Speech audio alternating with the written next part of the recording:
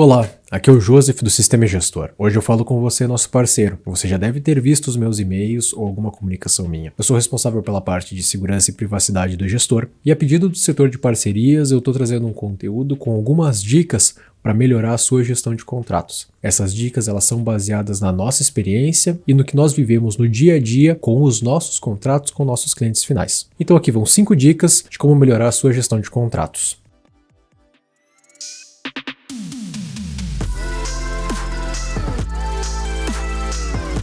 Dica número 1. Eu vou acompanhando que eu tenho um pequeno rascunho aqui de alguns pontos que nossa equipe considerou relevante e eu vou trazer aqui para vocês. Então, dica número 1. Documente todo o processo antes de pensar no seu contrato. Entenda como você vai fazer a gestão comercial desse contrato, como será o seu processo de prospecção, venda e principalmente o pós-vendas. Uma vez organizado isso, será muito mais fácil você desenhar o seu contrato, porque o contrato, além de uma ferramenta jurídica, ele define as regras do jogo, define como será a sua relação com o seu cliente durante o período que vocês estiverem neste relacionamento comercial. Então entenda como será o seu processo comercial, como será o seu processo de pós-vendas. Otimize as informações que você já tem do processo comercial para gerar o seu contrato. Evite pedir informações em duplicidade. Isso garante que no momento que você entregar o contrato para o seu cliente, você passará a autoridade. Isso evita com que o seu contrato ele seja contestado futuramente. Então um contrato bem alinhado e bem entregue, ele significa autoridade para a sua parte. Então você sendo a autoridade na sua relação com o seu cliente,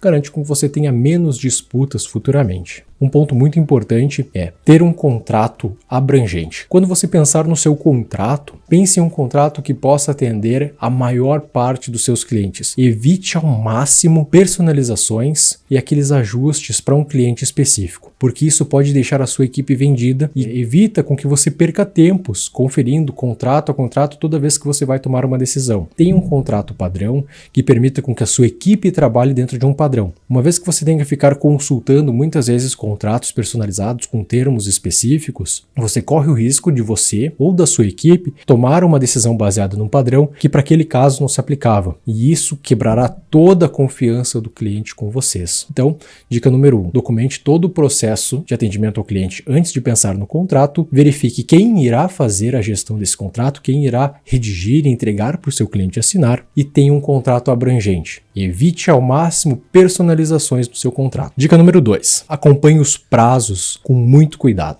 Um contrato ele deve prever como será feita a renovação do seu serviço e como será feito os aditivos. Então pense o seguinte, um contrato ele é um organismo quase que vivo. Ele não é algo que você vai entregar para o seu cliente, assinar e guardar numa gaveta depois. Um contrato ele deve acompanhar o seu cliente ao longo da vida dele e deve incluir as mudanças tanto no seu serviço quanto nos processos da sua empresa, caso tenha mudanças. Quando a gente trabalha com o software como serviço, a gente espera que o nosso cliente deixe mais recursos conosco, ou seja, que ele aumente o seu contrato conosco. Então isso deve estar presente no seu contrato e todas as modificações devem estar presentes. Ou seja, permita com que o seu contrato abrace mudanças e aditivos contratuais e permita que ele faça isso de maneira simplificada. O contrato original, ele deve ser feito de maneira um pouco mais formal. Nós utilizamos um autenticador. Então, sugere-se que você tenha uma ferramenta que permita garantir a autenticidade do seu contrato. Mas isso não precisa necessariamente se aplicar aos aditivos. Você pode, no seu contrato, vincular um e-mail para que sejam autorizados, confeccionados aditivos. Isso garante agilidade no seu processo. Então, mesmo que você trate as alterações por WhatsApp e ligação, coloque um e-mail como referência. Tá? E eu enfatizo a questão do e-mail, porque muitas empresas hoje se comunicam por WhatsApp e ligação. Mas o e-mail ele é um documento. Ele é um registro inequívoco de algo que foi informado e acordado. Então,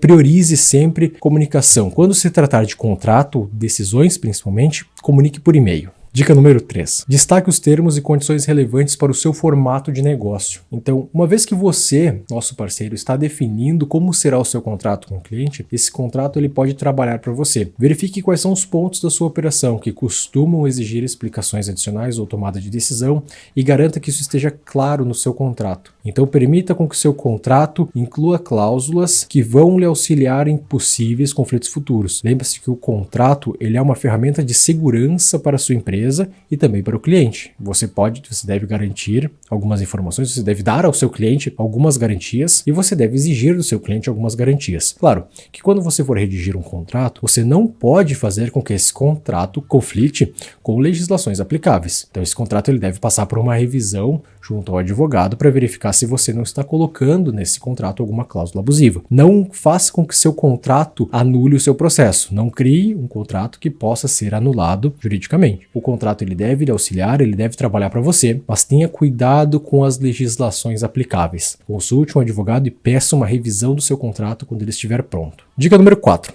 Verifique as licenças e o formato de cobrança, tá? Isso deve estar muito claro no contrato, porque hoje é um dos pontos que mais causa discussões em órgãos de defesa do consumidor. Como será feito o processo de renovação, como será feita a cobrança e como será feito o bloqueio do serviço se necessário. Isso deve estar muito claro no contrato, de preferência numa cláusula específica, principalmente o processo de bloqueio e cancelamento em caso de inadimplência. Deixe isso claro no contrato, porque esse é aquele momento onde você precisa que o contrato te proteja. É o momento da relação com seu cliente onde haverá algum tipo de atrito e você precisa desse amparo contratual para não ter o desgaste da sua equipe e não ter um desgaste com relação com o seu cliente. Porque como nós trabalhamos com recorrência, com sistemas por serviço, nunca se sabe quando esse cliente pode voltar.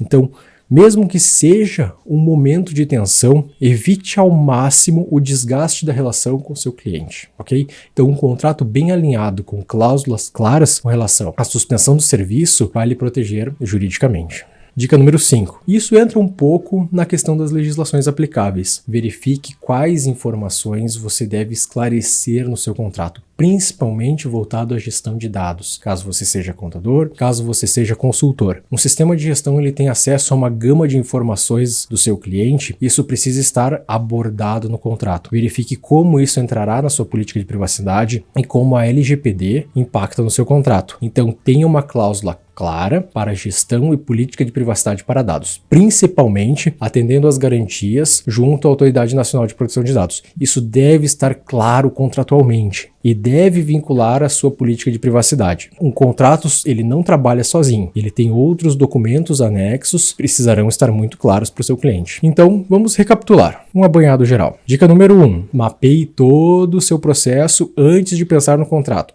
Entenda como esse contrato entra na sua empresa para que você não garanta cláusulas que vão atrapalhar o seu processo. Você não pode garantir algo que vai desmontar a sua operação ou algo que se torne impraticável para sua equipe depois. Dica número 2. Acompanhe os prazos, tenha muito cuidado com rescisões e com renovações. As renovações elas devem sempre ser notificadas com antecedência por e-mail para o seu cliente. Então, lembre-se, comunicação sempre por e-mail e notifique sempre os prazos para o seu cliente. Dica número 3. Destaque as cláusulas que são mais importantes para o seu formato de negócio. Entenda aquilo que é relevante na sua operação, principalmente sobre prazos e restrições. Um exemplo, o e-gestor ele só aceita o certificado digital A1. Inclua isso no contrato. É algo que pode gerar dúvidas para o seu cliente, destaque contratualmente. Enfatizamos que durante a operação fiscal, nosso sistema apenas aceita o certificado digital em modelo A1. Isso garante com que o seu cliente ele entenda as regras do jogo e você está seguro para algo que pode ficar subentendido